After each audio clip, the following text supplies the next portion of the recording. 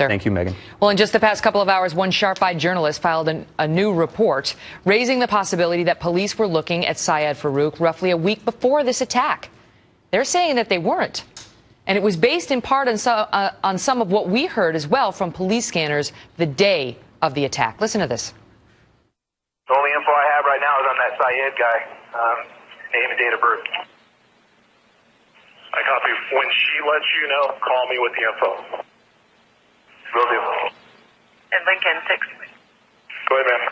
Reference that name. I believe one of the extra guys was working that name up for something last week. I'll have to check. Station 1, Sheriff 182. Go ahead. I just got some information from the LAPD that they have information on one of your suspects. I heard that somebody was trying to INV that guy. Can you find out who I can give this information to?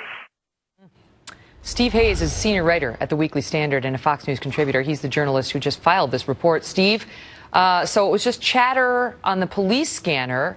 Do we now believe they really were investigating him? Yeah, look, I think that's the big question, Megyn. And look, we should say from the outset that police scanners, particularly in a situation like an active shooter situation, can be unreliable. You shouldn't jump to conclusions based on the information in the scanner traffic.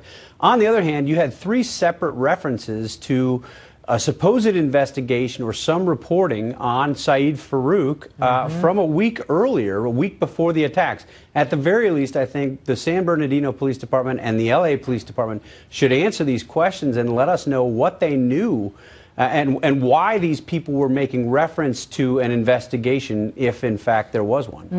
And for it to be at the ready in the mind of those communicating, you know, I mean, they got a lot of investigations open. It's somewhat alarming that it was at the ready, and yet what we're being told officially so far is there were no investigations. At least they've said that at the federal level, Steve. Has there been an explicit denial of an investigation at the state police level? Well, I didn't get one. I didn't get a comment from the San Bernardino Police Department. They didn't respond to my request. The LAPD said, in effect, if we had this information, we couldn't share it with you. We would have shared it with San Bernardino, and we wouldn't be talking about it with you. They could too share it with us. Why couldn't they share it with us? Well, I mean, this is what I think we need right now is you have this scanner traffic. It's undeniable. You have at least law enforcement officials who believe that there had been this investigation into Syed Farook, the shooter, one of the 2 shooters, the week before the attacks. Maybe it was a case of mistaken identity. Syed Farook's brother shared his name. They had a different middle name. Maybe there's another explanation, but it sure would help reassure people if the authorities would provide that explanation. It sure would, and they can't ignore you forever. This time tomorrow, you'll probably have an answer. Steve, thank you. Thanks, Megyn. Well, there's also very